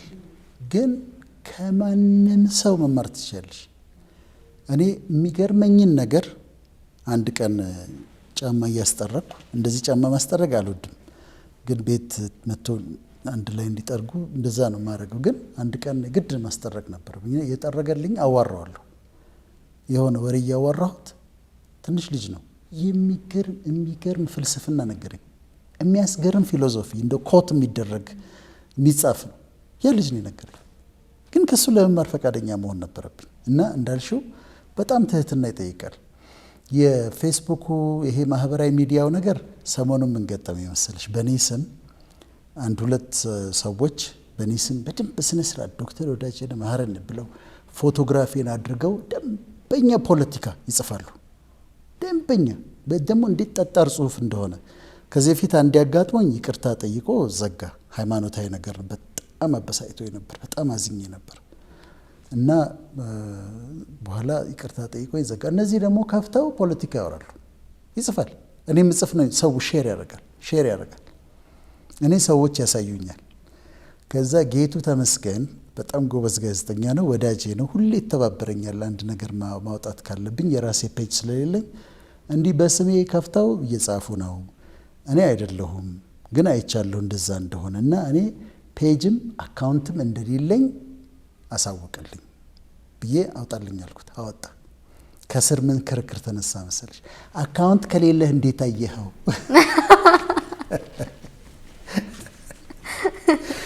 እንዴት አየኸው? ቆይ አካውንት ጋር አይ በዚህ ጋር እኮ ሊያይ ይችላል። አይ በዚህ ጋር እንዴት አየኸው? ክርክር። ከዛ አንዱን ጻፍልኝ፣ አስተያየት ጻፍልኝ፣ እንትን የሚያሳየኛል አንዳንድ ነገሮች ሲወጡና እንዴት አየኸው? አሁን መደንዘዝ ካልፈለግን ማህበራዊ ሚዲያን ስንጠቀም ሰዓት መቼም አትጠቀሙ ማለት አሁን ብዙ ሀገር ስለተቸገሩ ልክ እንደ ቲ ብሬክ እንደሚባለው የፌስቡክ ብሬክ አለ፣ የፌስቡክ ረፍት አለ። ምክንያቱም ስራ ላይ ስለሚያስቸግሯቸው እንዲዘጋ ይደረግና አሁን ፌስቡክ ብሬክ ነው ተብሎ 15 ደቂቃ ሁሉም ፌስቡክን እንትን ይላል። ስለዚህ እንደው እንዳትጠቀሙ እንዳትያቸው አስቸጋሪ ነው። ከተቻለ ጥሩ ነው፣ ይቻላል። ቲክቶክ እኔ የለኝም፣ ኢንስታግራም የለኝም፣ ፌስቡክ እንዴት ይህ እንዳትይ እንጂ አንቺም የለኝም። ግን አንዳንድ ኢምፖርታንት ነገሮች ሲኖሩ ሰዎች ይልኩልኛል። ያ ካልተቻለ ግን ሰዓት ሊሚት ማድረግ እስቲ ራሳቸውን ይታዘቡ። አሁን ሲመስለኝ ቲክቶክ በጣም ጊዜ ይፈጃል መሰለኝ እና አንዳንድ ሰዎች 4 ሰዓት 5 ሰዓት ይፈጃሉ ሲሉ ሰምቻለሁ። እና ያንን ሁሉ ሰዓት ያቃጠሉትን ከእድሜያቸው ላይ በፐርሰንት ሲያነሱት 60 ዓመት ከኖረ ያ ሰው ምናልባት 10 ዓመት 15 ዓመት ቲክቶክ ሲያይ ነው ያቃጠለው። እና ዌስት ነው ዘመድሽን ነው ዌስት የምታደርጊው በስካልኩሌት ተደርጎ ያ ይሄ ኢዚት ወርዚት ምንድን ነው የጠቀመኝ? አሁን 4 ሰዓት አሳለፍኩ፣ ግን ምን ተጠቀምኩኝ? ምን አገኘሁ? ምን ኖሌጅ አገኘሁ ብሎ መጠየቅ እና ራስን ዲሲፕሊን አድርጎ ከዛ ውስጥ መውጣት ያስፈልጋል። ወይ ደቂቃ ለይቶ በዚች ደቂቃ ይሄን ያለሁ ብሎ በ15 ደቂቃ ምናምን ከየ ይበቃል። ከዛ ደግሞ ቆይቶ ደግሞ ሌላ 15 ደቂቃ እንዲያርጎ ወጣቱ ራሱን ዲሲፕሊን ካላደረገ ለነገሩ ወጣቱ ብቻ አይደለም እኔ የማልጠብቃቸው ሰዎች የሃይማኖትም ሰዎች አጠገቢ ቁጭ ብለው እንዲህ ላዋራቸው እንዲስል እንትን ያደርጋሉ። ያልገባበት ቦታ የለም እና ይረብሻል። ግን የግድ ራሳችንን ዲሲፕሊን ካላደረግን ያድነዝዘናል፣ አላዋቂዎች ያደርገናል፣ ከእውቀት በጣም ያርቀናል። ብዙ እውቀት የለም እዛ ጋር። ዩቲዩብም ከሆነ ዩቲዩብ ጋር የሚጠቅም ሰብስታንስ ያለው ሰምቼው የሚያንጸኝ ኤዲፋይ የሚያደርገኝ እውቀት የሚጨምርልኝን ነገር እንደሱ ማድረግ ተገቢ ነው ብዬ እላለሁ። ወደ አራተኛው የቅድስት ድንግል ማርያም ምሳሌነት ስንመጣ ደግሞ መጽሐፍ ላይ የተጻፈው ሞገስን ፈልጎ ማግኘት ይላል። ለቅድስት ማርያም በመልአኩ ገብርኤል ከመጣላት መልካም የምስራች ውስጥ ደስ ይበልሽ ጸጋ ይሞላብሽ ሆይ የሚል ይገኝበታል። ይህም በእንግሊዘኛው ሪጆይስ ሃይሊ ፌቨርድ ዋን የሚለው ይህም ሞገስን ያገኘሽ እንደማለት ነው። ማርያም በእግዚአብሔርና በሰው ፊት ሞገስ አግኝታ ነበር። ይህም ተወዳጅነትን፣ ተቀባይነትን፣ ተደማጭነትን ያሳያል። ሞገስ እጅግ ልዩ የሆነ የእግዚአብሔር ስጦታ ነው፣ እግዚአብሔርም ለወደደው ይሰጠዋል ይላል። እንግዲህ ምንድነው ያላት? ሃይሊ ፌቨርድ ዋን ነው ያላት። በጣም ፌቨር የተደረግሽ ነው ያላት። ለምንድን ነው አሁን ማርያም የምትወደደው? ለምሳሌ ሌሎችም ቅዱሳን አሉ፣ እነ ቅዱስ ጴጥሮስ እነ ቅዱስ ጳውሎስ። አሁን እንኳን ነው የምልሽ፣ አሁን እንኳን ሰዎች አብዛኛው ሁሉም ሰው ይመስለኛል ይወዳታል። በእስልምና ቁርአን ውስጥ አንድ ሙሉ ቻፕተር አለት፣ ሱራ ሙሉ ቻፕተር ስለ ሚሪየም የተጻፈ ሙሉ ቻፕተር አለ። ስለዚህ ሙስሊሞችም ይወዷታል። መወደዱን የሚያመጣው ፌቨር የሚባለው ነገር ነው፣ ሞገስ የሚባለው ነገር ነው። ሞገስ በጣም አስፈላጊ ግን ለማስረዳት የሚያስቸግር ነው። ቅዱሱ መጽሐፍ ላይ አስቴር የምትባል ሴት አለች እና ሀደሳ ነበር ስሟ፣ እስራኤላዊት ነች። ምን ተፈጠረ? በ127 ሀገሮች ላይ ንጉስ የነበረ ንጉስ አርጤክሰስ የሚባል ሰው ነበር እና ሚስቱ ነበረች፣ አስጢን ትባላለች። አስጢን ትንሽ አስቸገረች እና ከንግስናዋ ተሻረች። እንግዲህ ነይና ታይ ሲላት በመኳንንቶች ፊት እምቢ ስላለች እንደዛ የራሱ ስቶሪ አለው። ለማሳጠር አሁን ለንጉሱ ሚስት ተፈለገ። ከ127 ሀገሮች ያሉ ቆነጃጅቶች ተሰበሰቡ። ኢንተርናሽናል ቢዩቲ ኮንቴስት ማለት ትችላለሽ። በጣም ያምሩ፣ በጣም በድሎት ያደጉ፣ በጣም የሀብታም ልጆች እንደዛ አይነት ናቸው። እንደዛ ተሰበሰቡ። አስቴርም ወጣት ስለነበረች መግባት ስለነበረባት እሷም ገባች። እሷ ግን በድህነት ነው ያደገችው፣ ጥራጥሬ በልታ ነው ያደገችው። እኔ እንደውም ምን እላለሁ እዛ ላይ ባይጻፍም ምናልባት ቀን የለበሰችውን ቀሚስ ማታ አጥባ አስጥታ አድርቃ በማግስቱ የምታደርግ ልጅ ነች። ከዛ ሁሉም ተሰበሰቡ፣ መዋቢያ ተሰጣቸው፣ ተዋቡ። አሁን የነበረው ስርዓት ምንድነው? ወደ ንጉሱ ይገባሉ፣ ይወጣሉ፣ ይገባሉ፣ ይወጣሉ። ብዙ ቆንጆች ገቡ። አይደለም ይላል ንጉሱ፣ አይደለም ይላል ንጉሱ። በኋላ አስቴር ገባች። በድህነት ያደገች ሚስኪን ልጅ ነች። ግን ምን አለባት መሰለሽ? ፌቨር አለባት፣ ሞገስ ከአምላክ የሚሰጥ ነገር ነው። እንደዚህ ያለብስሻል፣ ሰዎች እንዲያከብሩሽ፣ ሰዎች እንዲወዱሽ ያደርጋል። ያ ሞገስ ፌቨር የሚባለው እንዲቀበሉሽ ያደርጋል። ከዛ አስቴር ገባች። አስቴር ስትገባ አያት ንጉሱ፣ እሷ ነች አለ ምን የምትሆነው ንግስት የምትሆነው የምትነግሰው ንግስት የምትሆነው እሷ ነች አለ። አረ ያሁን ስንት ቆንጆ ገብቶ ወጥቷል፣ ሸኟቸው። ከአሁን በኋላ ገና ያላያቸው በጣም ብዙ አሉ፣ ተዋቸው፣ እሷ ነች አለ። ምንድን ነው? ፌቨር ነው፣ ሞገስ ነው። ሞገስ የሚባለው የእግዚአብሔር ጊፍት የሆነና እግዚአብሔር ስጦታ ሆኖ የአምላክ ስጦታ ሆኖ ሰዎች ይወዱሻል፣ ያለ ምንም ምክንያት ይወዱሻል።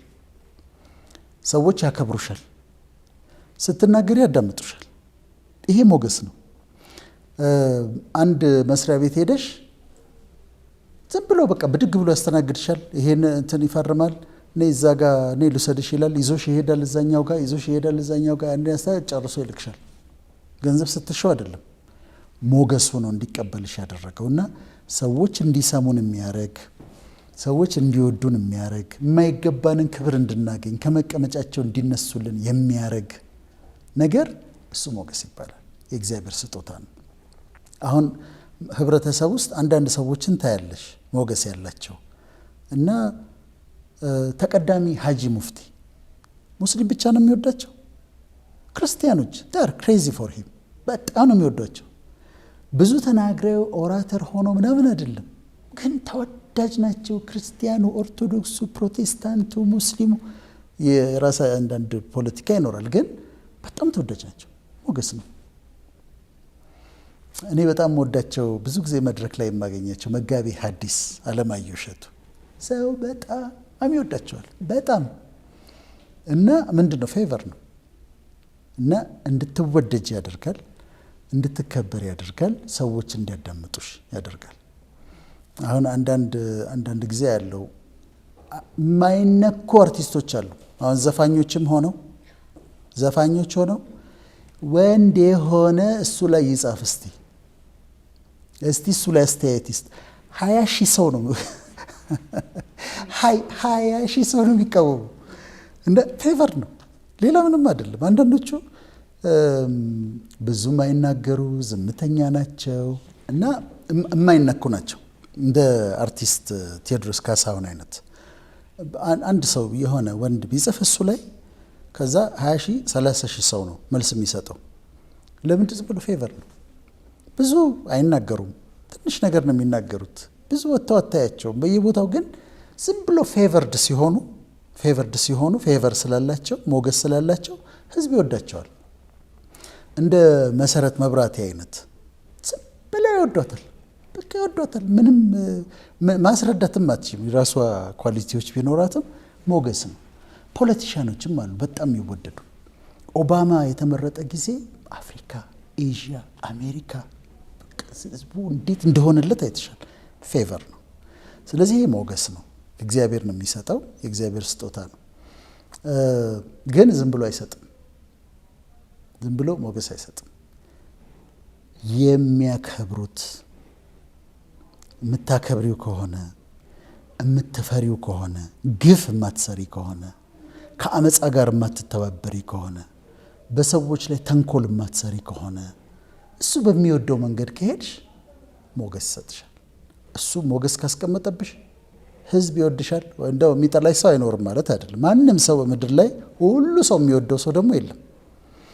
ግን አብዛኛው ህዝብ እንዲወድሽ፣ አብዛኛው ሰው እንዲቀበልሽ፣ እንዲያዳምጥሽ፣ እንዲያከብርሽ ያደርጋል። ስለዚህ ሞገስን ፈልጎ ማግኘት ያልኩት ለምንድን ነው? በእግዚአብሔር መንገድ መሄድ አለብሽ በየሃይማኖትሽ ሆኖ፣ ግን ቢያንስ እሱን መፍራት ማክበር፣ በሌሎች ሰዎች ላይ ግፍ አለማድረግ፣ ክፉ ነገር አለማድረግ፣ ሌላ ሰው ላይ ተንኮል፣ ክፋት አለማድረግ። እሱ በጣም አስፈላጊ ነው። ከዛ እሱን ደስ በሚያሰኘው መንገድ ስትሄጂ ያመጣና ሞገስ ያስቀምጥብሻል። ተማርሽ አልተማርሽ ዝናውን የሚያመጣው እሱ ነው። እንድትከበር የሚያደርግ እሱ ነው። ገናና የሚያደርግሽ እሱ ነው። ሰዎች እንዲያዳምጡሽ እንዲያከብሩሽ ያደርጋል። ስለዚህ እሱን ፈልጎ ማግኘት አራተኛ ነጥባችን ነው ማለት ነው። ይህንን ሀሳብ ስትናገር ኳንተም ፊዚክስ ላይ ኤነርጂ ሰዎች አንዳንድ መጥፎ ኤነርጂ ያላቸው ሰዎች አሉ። ሲገቡ ቤቱ ሰው ሁላ የሚከብደው ሰው አለ። ይሄ ሰው መጣ የሚባል ሰው አለ። አንዳንዱ ደግሞ ያለውን አትሞስፌር ለመልካም ለበጎ የሚቀይር አለ። ሲመጣው ይሄ ሰው በጣም ሁሉም ሰው ብድግ ብድግ የሚልለት ሰውና ምናልባት ሞገስና ሳይንስ ኤነርጂ የሚለው ተመሳሳይ ነው፣ አብሮ ሊሄድ ይችላል። ለምሳሌ አሁን የኳንተም ፊዚክስ ይሄ ሎ ኦፍ አትራክሽን የሚባለው ቶት ነው አይደለም? የሀሳብሽ ፍሪኩዌንሲ ነው። እና ክፉ ሀሳብ ሳስብ ከዋልኩኝ የቂም ሀሳብ፣ የጥላቻ ሀሳብ፣ የንዴት ሀሳብ በጣም ኔጌቲቭ ኤነርጂ ነው የተሞላሁት። እና አንድ ቦታ ሲሄድ ሪጀክት ነው የሚያደርገኝ። ያ ራሱ ያሉት ሰዎች ውስጣቸው ሪጀክት ያደርገኛል፣ ሀሳባቸው ሪጀክት ያደርገኛል። ፍሪኩዌንሲን ግን ፖዚቲቭ ቲንኪንግ ላይ አድርጌ የማስባቸው መልካም፣ የደግነት፣ የደስታ፣ የመልካምነት፣ የፍቅር ሀሳብ ከሆነ ራዲየት የማደርገው ምረጫው ኢነርጂ ራሱ ፖዚቲቭ ነው። ስለዚህ ሰው እንደዚህ አይቶሽ በቃ እንትን ያደርጋል። የእሱ ዲፕሬሽን ሁሉ ይለቀዋል፣ የእሱ ኔጌቲቪቲ ሁሉ ይለቀዋል። እና ሀሳብም ራሱ እንደዚህ አስቡ ስለተባለ እግዚአብሔር ድርጊታችንን ብቻ አይደለም ሀሳባችንንም ያያል፣ ንግግራችንን ያዳምጣል። ስለዚህ ሀሳባችንን ንጹህ ካረግንለት፣ ንግግራችንን ንጹህ ካረግንለት፣ የምናደርገው ነገር በሙሉ እሱን የሚያከብር ለሰዎች የሚጠቅም ነገር ከሆነ ፌቨሩ ይመጣል፣ ሞገሱ ይመጣል ማለት ነው። ፖዚቲቭ ቲንኪንግን አለው አንድ ነጥብ፣ እሱ ሲመጣ ደግሞ እናወራዋለን። ጨርሰናል። እንደ አጠቃላይ የምትናገረው ነገር የምትጨምረው ነገር ካለ ንገረንና ፕሮግራማችንን እንቋጫለን። እንግዲህ ይህንን ሀሳብ ወርቃማ ሀሳቦች ተብሏል። የሚጠቅሙ ናቸው ብለን እናስባለን። ከምናስበው በላይ ጊዜ ፈጅተናል። ግን በየሳምንቱ እንደዚህ አራት ነጥቦችን አድርገን በ10 ሳምንት 40 ነጥቦችን እናነሳለን። ከሷ ከቅድስት ማርያም የተማርናቸውን እንዳልኩት ሃይማኖታዊ አይደለም ይሄ። ሙስሊሞች ሊሰሙት ይችላሉ፣ ኦርቶዶክሶች ሊሰሙት ይችላሉ፣ ካቶሊኮች፣ ፕሮቴስታንት ሁሉም ሊሰሙት ይችላሉ። ምክንያቱም ላይፍ ስኪል ነው፣ አስተሳሰብ ነው፣ አመለካከት ነው። እሷ ይሄንን አስቸጋሪ የምድር ኑሮ እንዴት እንደኖረች የሚያሳይና ከሷ የምንማረውን ስለሆነ እንዲማሩበት እጋብዛለሁ። እኔ አዳምጡኝ ብዬ አላውቅም የትም ቦታ ላይ፣ ግን ይሄ የኔ ስላይደለ ጥበቡ የኔ ስላይደለ ያንቺም አይደለም የኔም አይደለም የተገኘበትን እናውቃለንና ቢማሩበትና ፕራክቲስ ቢያደርጉት በየሳምንቱ ጥሩ ነው ብዬ እላለሁ። ፍቅር አንቺን በጣም አመሰግናለሁ፣ የኔታንም አመሰግናለሁ። እነዚህን ሳምንታት በሙሉ ደግሞ አብረን እንደምንሰራ ተስፋ አድርጋለሁ። እኔም በጣም ነው የማመሰግነው። አይም ሹር እኔ በጣም ብዙ ነገር ነው የቀረልኝ። በጣም ተምሬያለሁ። በእያንዳንዱ ነገር ራሴን እንድመለከት ነው ያረከኝ። ሀሳቦቹ በጣም ጥልቅ ናቸው። ቤትም ገብቼ በጣም ማብሰለስላቸው ነገሮች ናቸው። በየቤታቸው የሚመለከቱ ተመልካቾች ብዙ እንደተማሩ ተስፋ አደርጋለሁ። እኔም በድጋሚ አመሰግናለሁ ዶክተር። የዛሬውን ጨርሰናል። በሚቀጥሉት ፕሮግራሞች እስከምንገናኝ ሰላሙ ነው።